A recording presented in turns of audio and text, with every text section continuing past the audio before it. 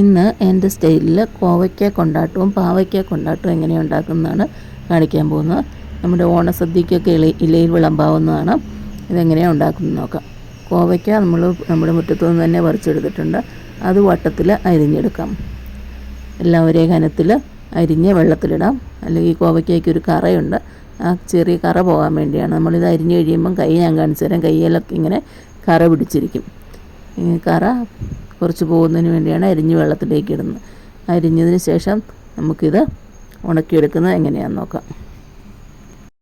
ഈ വീഡിയോ കണ്ടുകൊണ്ടിരിക്കുമ്പോൾ തന്നെ എല്ലാവരും ഒന്ന് ലൈക്ക് ചെയ്യണേ, ഇഷ്ടപ്പെട്ടാൽ കമൻറ്റ് ചെയ്യണേ. ആദ്യമായിട്ട് കാണുന്നവരൊന്ന് സബ്സ്ക്രൈബ് ചെയ്യാനും മറക്കരുതേ.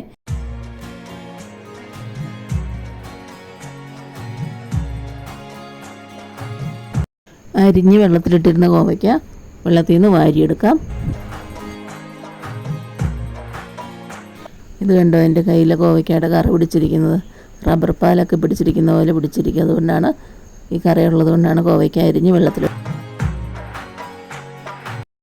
ഇനി ഇതിലേക്ക് ആവശ്യത്തിന് ഉപ്പ്, കുറച്ച് മഞ്ഞൾപ്പൊടി, എരിവിനാവശ്യമായിട്ടുള്ള മുളക് പൊടി ഇതെല്ലാം കൂടി ചേർത്ത് നന്നായിട്ട് തിരുമ്മിയെടുക്കാം. അതിനുശേഷം ഇതൊന്ന് വാടി വരാൻ, വേവരുത്, ചെറുതായിട്ടൊന്ന് വാടി വരാൻ ആവശ്യമായിട്ടുള്ള വെള്ളം ഒഴിച്ച് നമുക്ക് അടുപ്പിൽ വെച്ച് ഇതൊന്ന് വാട്ടിയെടുക്കാം. ശ്രദ്ധിച്ച് തന്നെ ചെയ്യണം, വെന്ത് പോകരുത്. പകുതിയൊന്ന് വാടി വരികയേ ചെയ്യാവുള്ളൂ. അതിനുശേഷം നമുക്കിത് വെയിലത്തിട്ട് ഉണക്കിയെടുക്കാം. ഇപ്പം വാട്ടിയെടുത്ത കോവയ്ക്ക വെയിലത്ത് വെക്കാനായിട്ട് ഞാൻ പാത്രങ്ങളിൽ നിരത്തിയിട്ടുണ്ട്. അത് 2 ദിവസത്തെ വെയിൽ കൊണ്ടതിന് ശേഷം എടുത്തുകൊണ്ട് വന്നതാണ്. നല്ല കിരികിരാന്നായിട്ടുണ്ട്, നന്നായിട്ട് വന്നിട്ടുണ്ട്. ഇനി നമുക്കിതൊരു പാത്രത്തിലേക്കാക്കി സൂക്ഷിച്ച് വയ്ക്കാം. ഇനി പാവയ്ക്ക എങ്ങനെയാണ് ഉണക്കുന്നത് നോക്കാം. ഇത് 3 കിലോ പാവയ്ക്കയുണ്ട്. 3 കിലോ 100 രൂപയ്ക്ക് വണ്ടിയിൽ കൊണ്ടുവന്ന് വിൽക്കുന്ന മേടിച്ചാണ്. 3 കിലോ പാവയ്ക്ക മേടിച്ചുകൊണ്ട് വന്നു. ഒരു രാത്രി മുഴുവൻ വെള്ളത്തിലിട്ട് വെച്ചിരുന്നു, ഉപ്പ് വെള്ളത്തിൽ. അങ്ങനെ കഴുകിയെടുത്ത് നമുക്ക് വട്ടത്തിൽ ഒരേ കനത്തിൽ അരിഞ്ഞെടുക്കാം.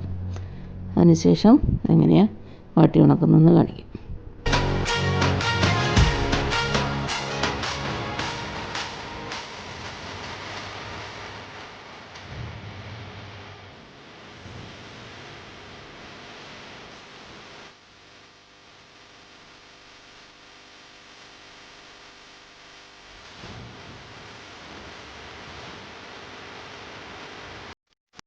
പാവയ്ക്ക മുഴുവൻ അരിഞ്ഞെടുത്തപ്പോൾ ഒരു ഇഡ്ഡലി പാത്രം നിറച്ചുണ്ട്. ഇനി നമുക്കതിലേക്ക് ഉപ്പ് തിരുമ്മാം.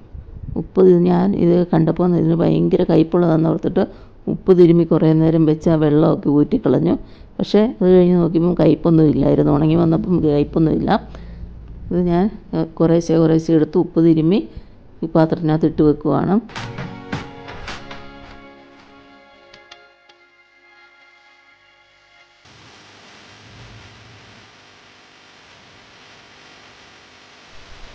ഉപ്പ് തിരുമ്മി ഈ പാത്രത്തിനകത്ത് നിറച്ച് ഇട്ട് വെക്കുകയാണ്. കുറച്ച് കഴിഞ്ഞ് നോക്കിയപ്പോൾ അതിൻ്റെ വെള്ളമൊക്കെ ഇറങ്ങി ഏതാണ്ട് 3/4 പാത്രത്തിന് താഴെ ആയിട്ടുണ്ട്.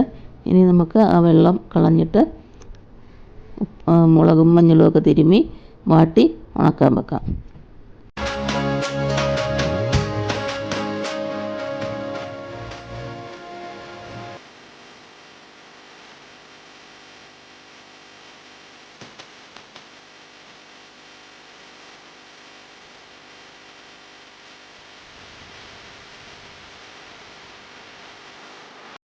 കണ്ടോ, ഇതിനകത്ത് അധികം വെള്ളമൊന്നും ഇല്ലായിരുന്നു, കുറച്ച് വെള്ളം ഇറങ്ങി. ആ വെള്ളം കളഞ്ഞിട്ട് നമുക്ക് ഉപ്പും മഞ്ഞളും മുളക് പൊടിയിട്ട് ഈ പാത്രത്തിൽ തന്നെ വാട്ടിയെടുക്കാം. ആവശ്യത്തിന് മുളക് പൊടി ഇടാം. നല്ല എരിവുള്ള മുളക് പൊടിയാണ്, കുറച്ചിട്ടു. ആ മഞ്ഞൾ ഇട്ട് നന്നായിട്ട് കുറേശ്ശെയാണ് എടുത്ത് തിരുമ്മുന്നത്.